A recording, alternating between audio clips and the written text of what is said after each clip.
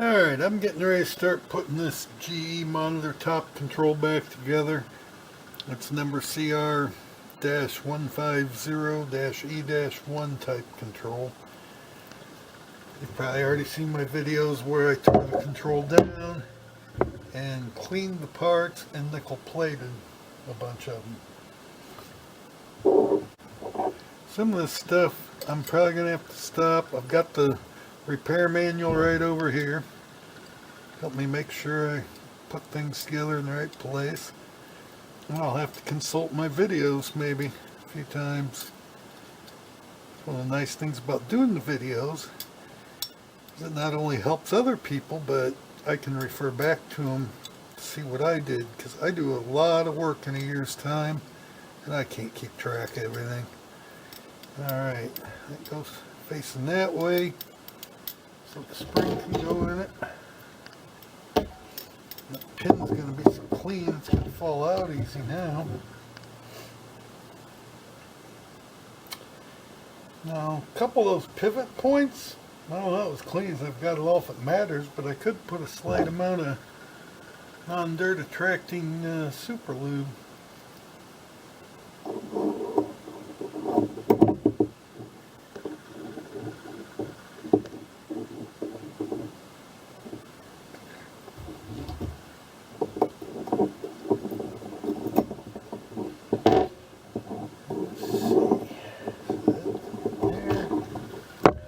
This little piece goes with the threads facing towards the stem for the knob.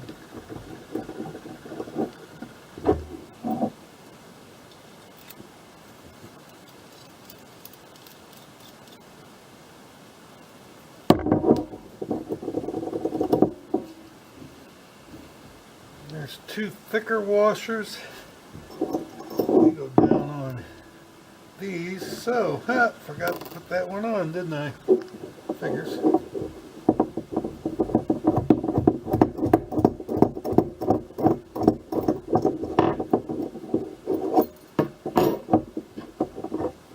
Does feel a little loose there, I guess.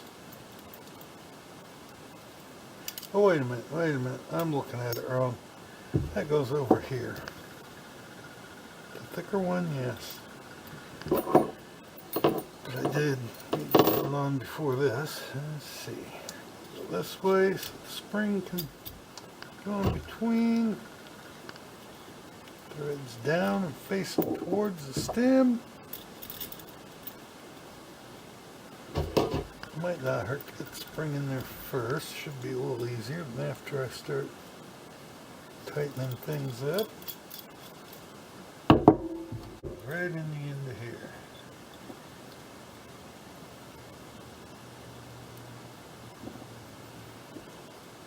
Should anyway. A little hard to get that small fine thread screw straight when you got these gloves on. Alright. Now that part, probably go ahead and put the bellows back in it before I worry about the bridle and the contacts and stuff on there.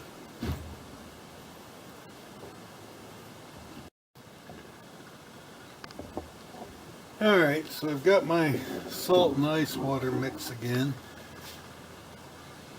To put the end of this bulb in. But I freshly nickel plated, so I hope the salt doesn't discolor it much. Guess I can always replate the end if I have to. I don't think it bothers it that easy. So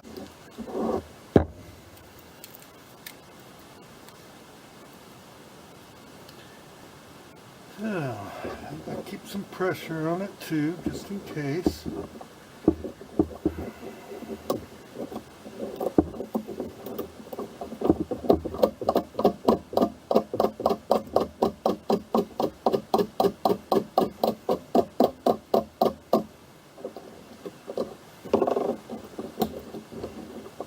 I mentioned in the first video, you don't want this bellows to expand clear out. Stretch itself out like it would do if you just take it out while the bulb's at room temperature. So you want to chill the bulb, make it cold. Keep this compressed in. I'm still keep it pressed in the rest of the way with hand pressure, finger pressure, whatever. Okay, so it's pulled out.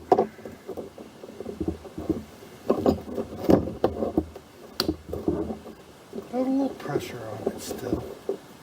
Get my gloves out of the way hopefully here. And I have to pull the bulb up out of the solution a little bit here.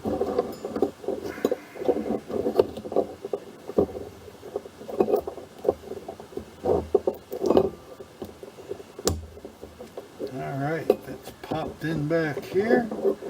This will have to stay on there for the moment. Now I just got to make sure it doesn't pop out. I'll pull the bulb out, slide this off. I can put the washer and nut on it and lock it in place. Alright, so I've got this ready. This needs to go back on there first. So here's the back support.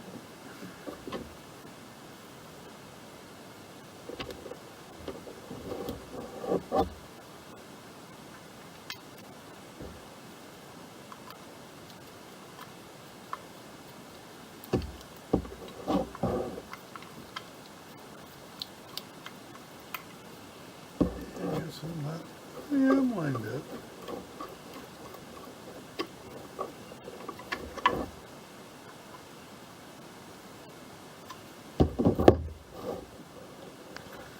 A little spring-loaded pin that goes under it to give you the detent, I guess, going back and forth. See, it fits in this area. That needs to be under there before the bellows tube goes in the way.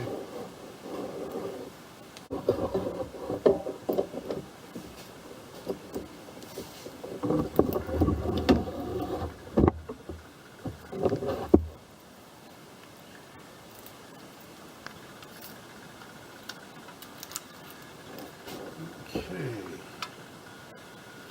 lined up.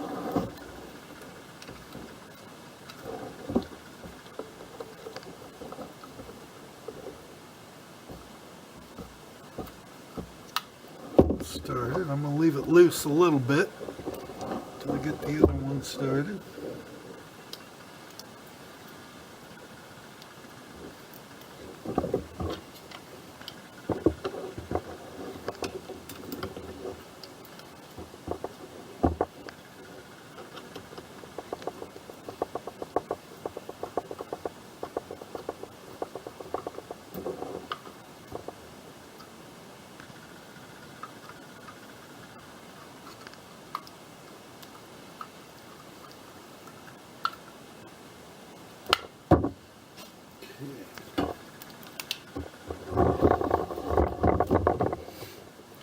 Alright, now I guess I could have put this under there first. I measured this before I took it apart and I counted the number of turns. I'm not sure if it had been adjusted since it left the factory or not, but I've got it back pretty close to where it was when I took it apart. And that's the stationary part of the main contacts, which must go here.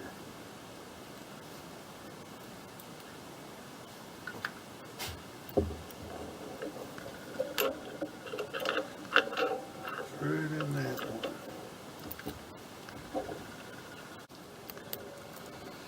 one. On the back side, it's got the one flat bar conductor. So there's no washer under this screw. Okay, I'm not even close to lined up.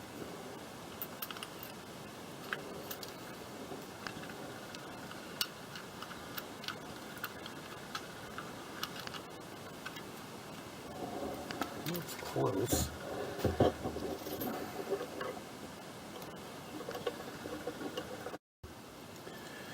Alright, I guess I'll go ahead and put this prong for the cord on next.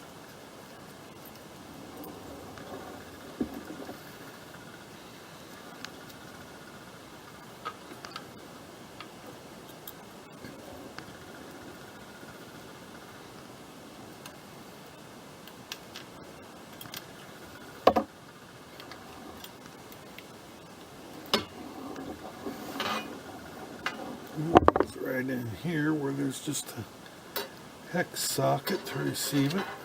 Whoops.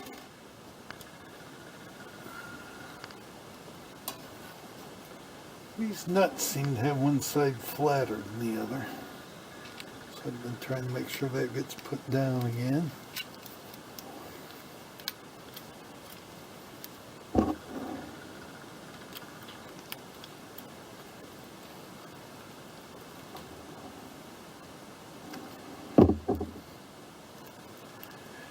Okay, now I said I had to go back and tighten this better, didn't I?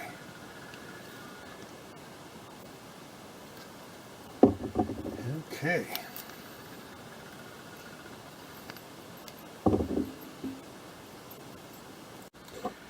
Alright, so here's the start resistor.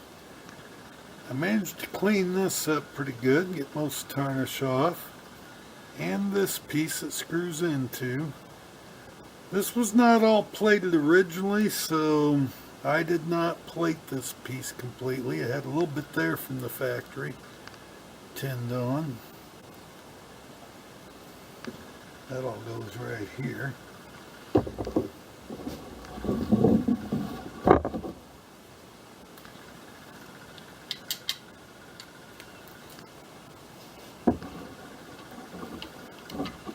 Just lays in there with that side down in the hole.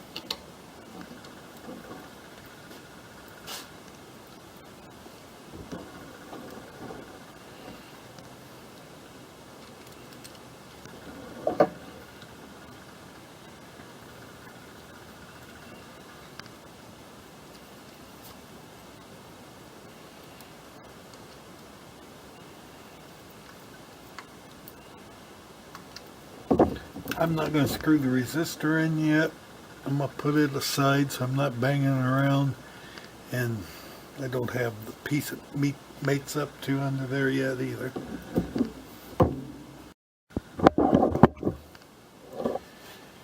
So here's the stationary part of the start contact for the start relay. And these pieces that go underneath make the connection for the resistor to screw to. You can still see a little bit where it touched there, even though I've polished it a fair amount. So this has got to go on the top side, right here. Facing like that. Let's see how close I am there. Then on the bottom side, we've got this conductor.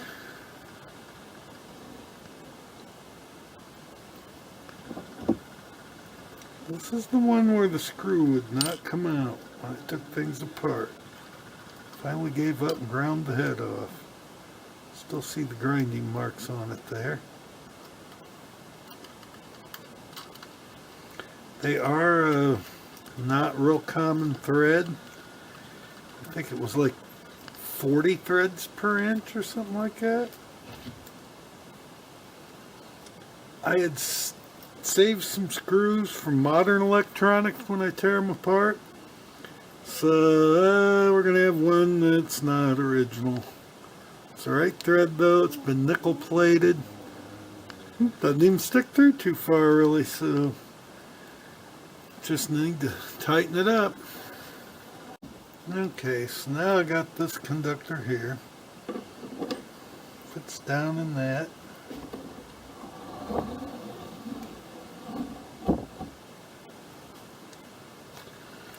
I checked the picture I took of the bottom of this before I took it apart when everything was rusty, and this screw did not have a washer, so it's not getting one now either.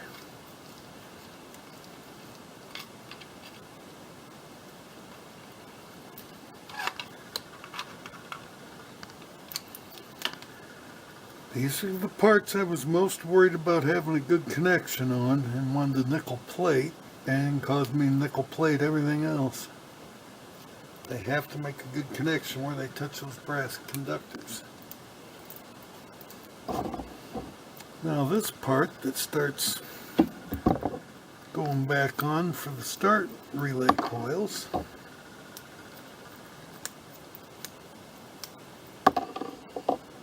And it's got one of those conductors that has to touch the things underneath.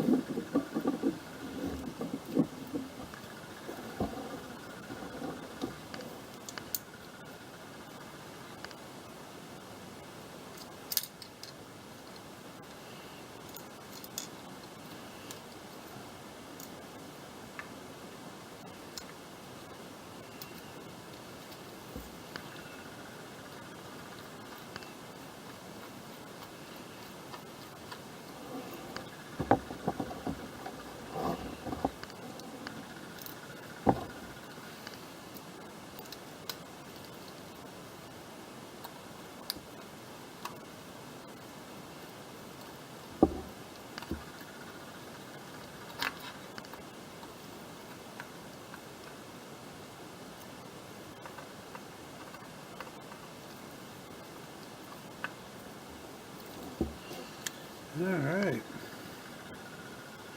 I'm getting there.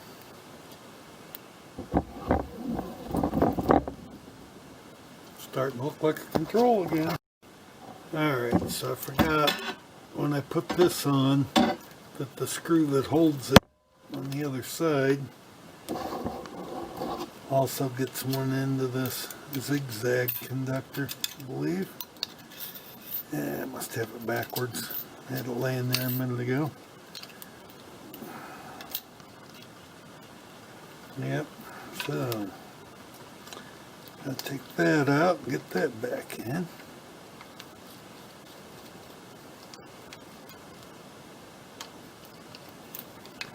Huh, started catching my glove in the threads. The screw got tight.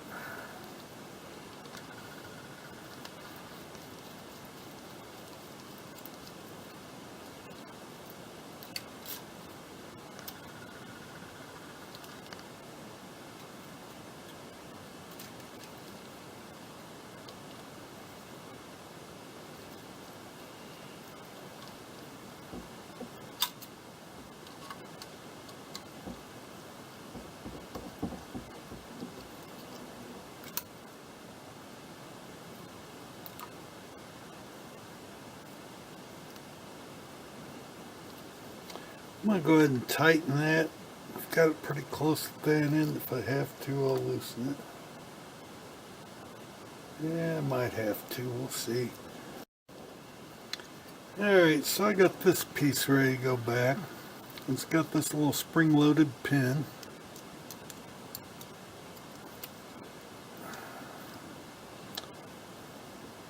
Wouldn't hardly move before with all the corrosion.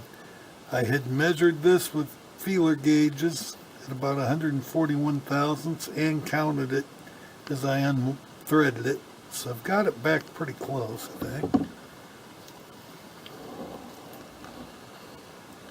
It's got screws come up through those holes and the conductor goes down through there.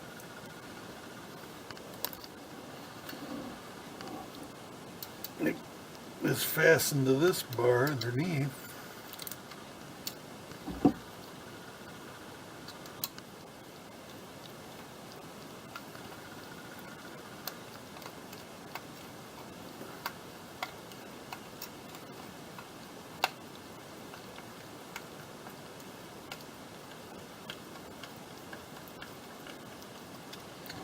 Need to loosen it a little back here. That bar is not quite free enough to line up.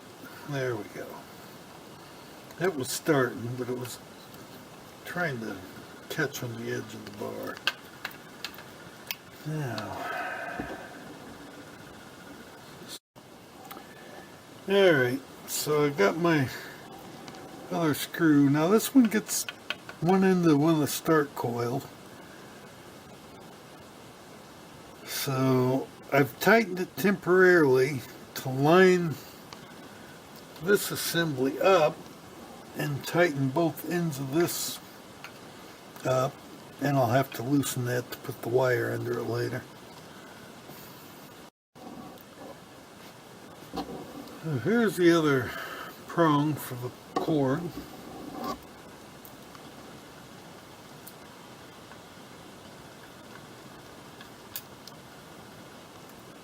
Goes in there about like that.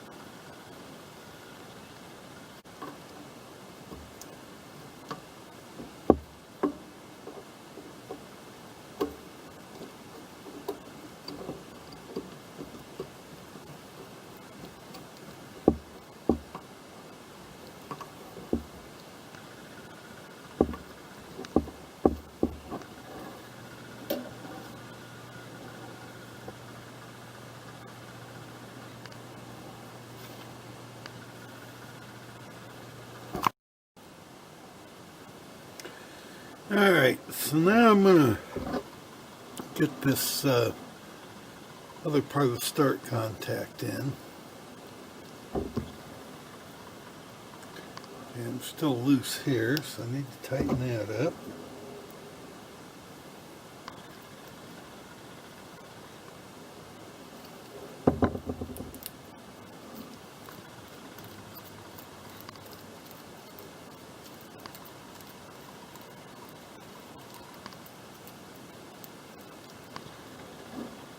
And that's going to go right in here.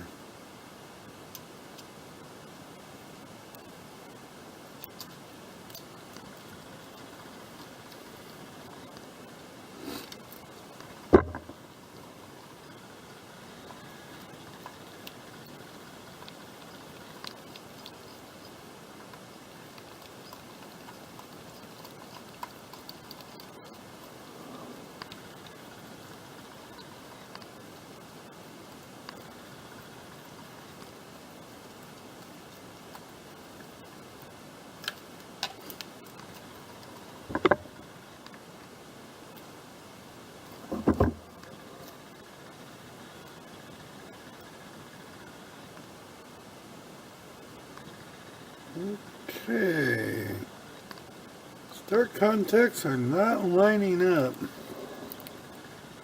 so I'm going to have to figure out why they're so far off. Nothing should have got bent really. Huh.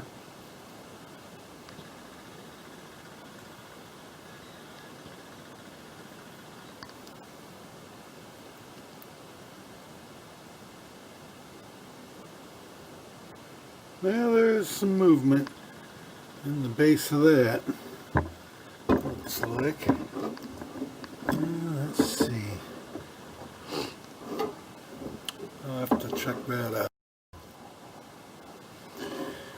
Okay, I did loosen this bottom stationary contact and turn it and tighten the screw back up. Still not perfectly in line, but if you open it and look close with the flashlight, that's probably about exactly where it was before. Probably was never quite perfect. I'd have to bend this arm a little, and then that'd maybe cause it to tip, so I may leave it alone. Right there. Now, here's the two coils. The series coil's got the one wire, has to go all the way underneath. By the way, there's your part number. 3027769. Looks like.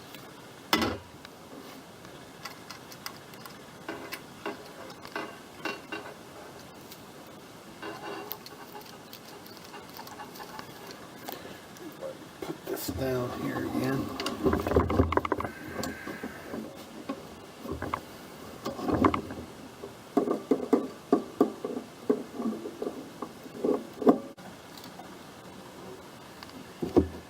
I cleaned the ends of the copper leads up on the coil, of course.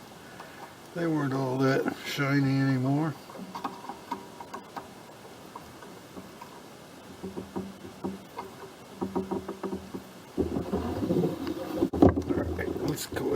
this bent back around pretty good.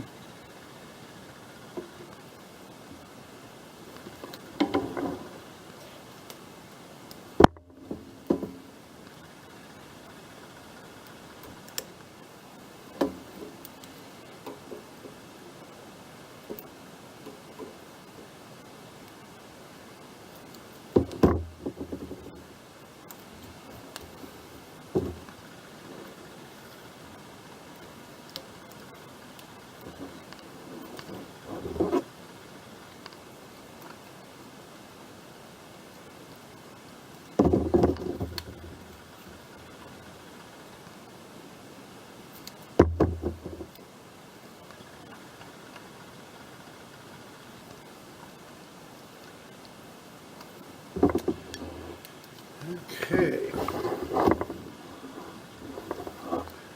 Now, series coil is back in and hooked up.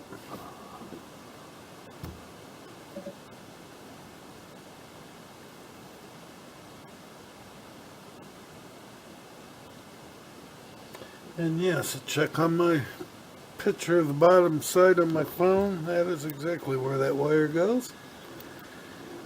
We're good. Now the shunt coil, it's the one that had the separate piece. Here's the part number on it. 3027766. Couldn't see it from the angle I had myself at. It has a screw that comes all the way up through the bottom, through this plate. Little brass screw and washer.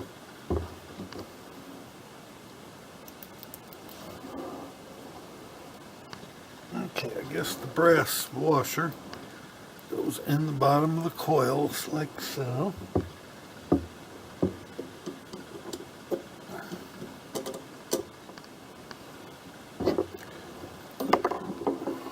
Brass washer fell out already.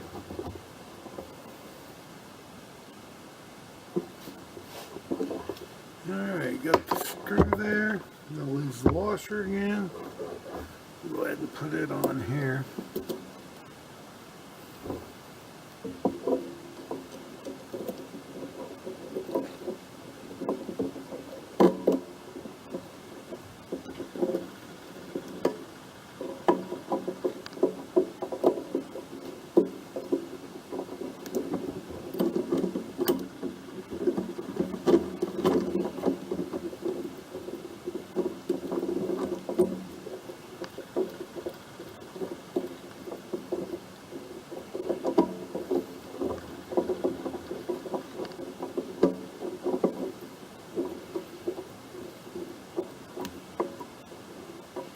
I wonder about where the wire comes out the bottom of this coil, but I guess it's out far enough. I don't know if you can see it, but it's missing the metal base. There's no way it can rub on it. It's just out in the open air. Look like it'd be close. Now, this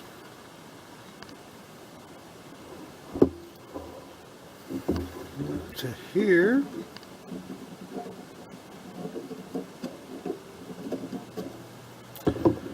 I took these and carefully laid them on the cardboard and the wire brushed them the best I could.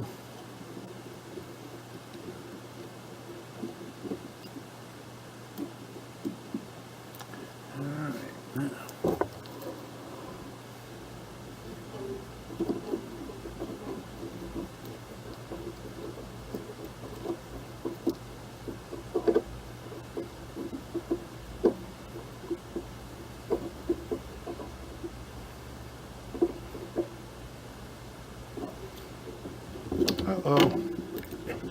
Got a piece of rubber glove. Trying to keep skin oil off all the nickel plating.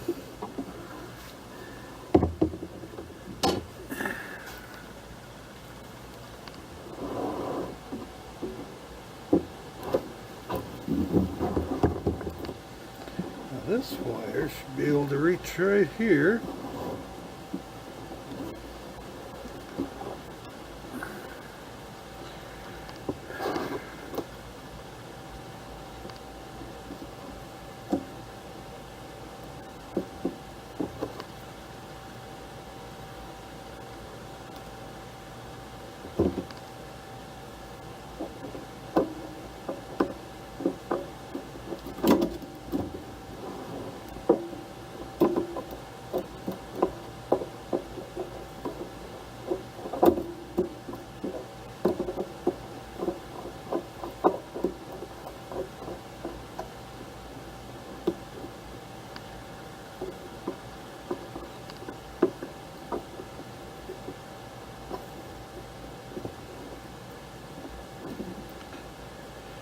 Alright, now I can tighten the screw on the bottom up better.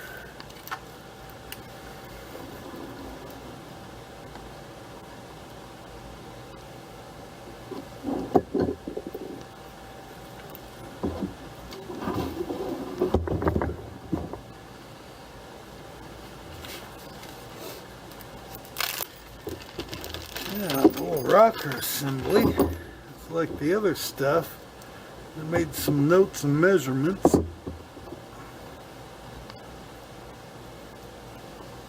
Get the lock nut on there.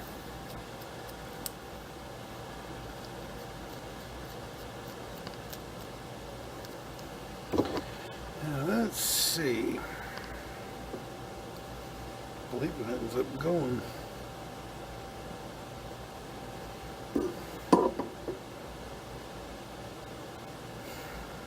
That way, but I might have to check. Let's see.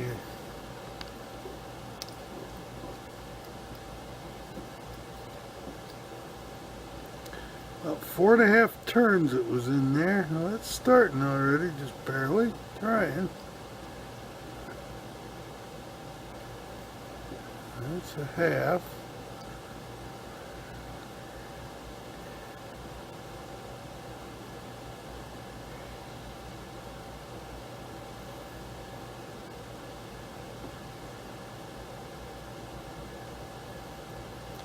So that's about 4.5 turns. Snug it slightly. It was about 60 thousandths. Best I can tell.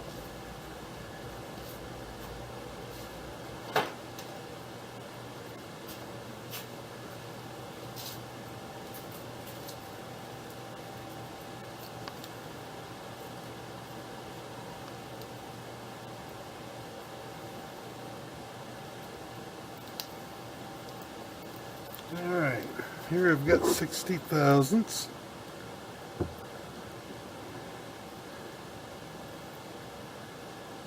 Yeah, that's pretty close, I think.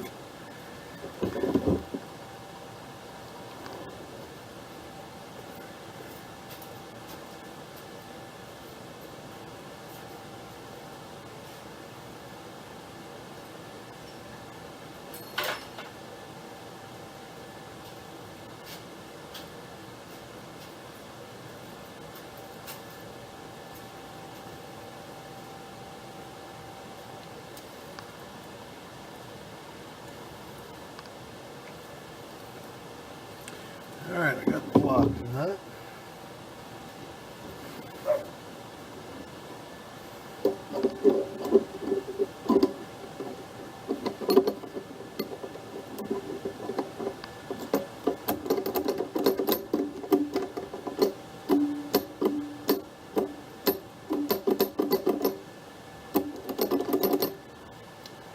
Alright, I think I got that much. Alright, I guess I'll go ahead and put the start resistor in. Got most of the control back together now.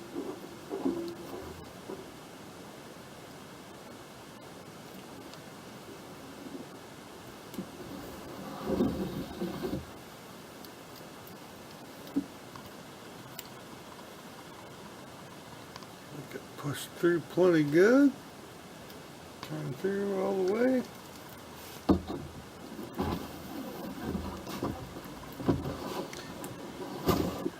got the overload heater assembly.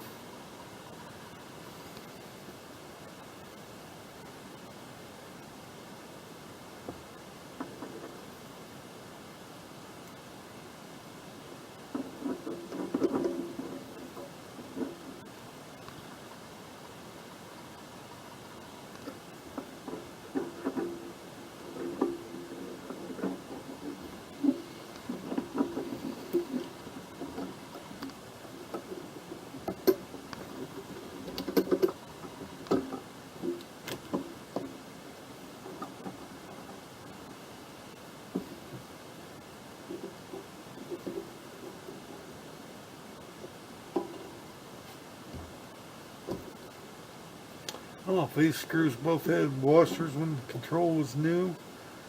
One did and one didn't. I took it apart, pretty sure.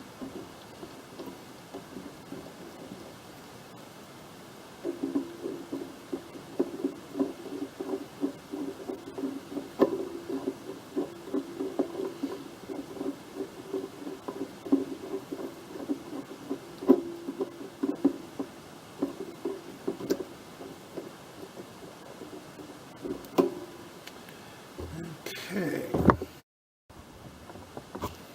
Alright, so I found my other washer and got this other screw in down here holding the other flex wire conductor.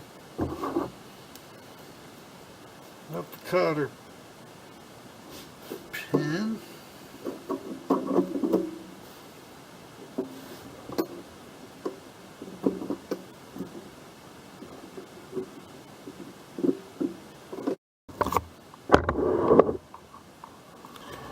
Alright, now I gotta get this on-off indicator and arm on for the resetting the overload. And this resets it and this springs back to hold it open. So it's got a spring that goes on here.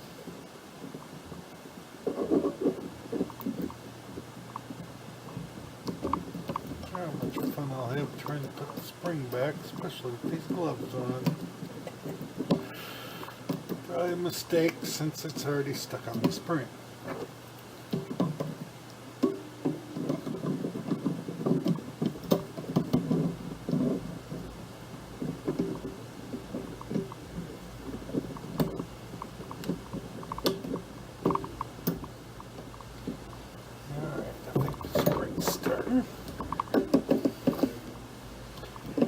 Now,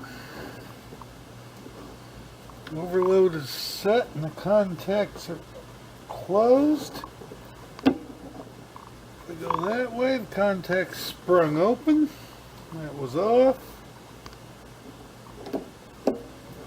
Go this way, we're back on.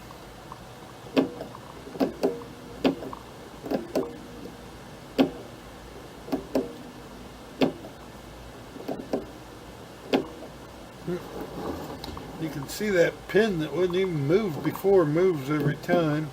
Well, it did when it was sitting straight anyway. I guess that's because I pushed harder.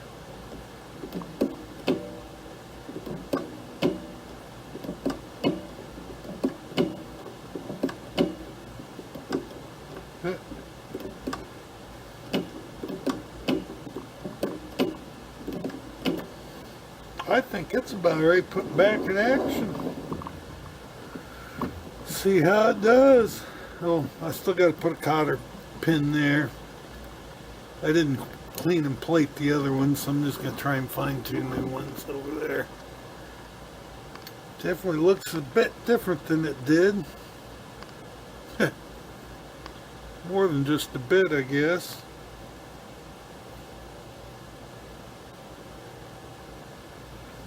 Alright, hope you enjoyed looking at these videos. One more last finishing touch. Got the original catalog number sticker back on there. It almost lined it up with the old adhesive that didn't quite come off.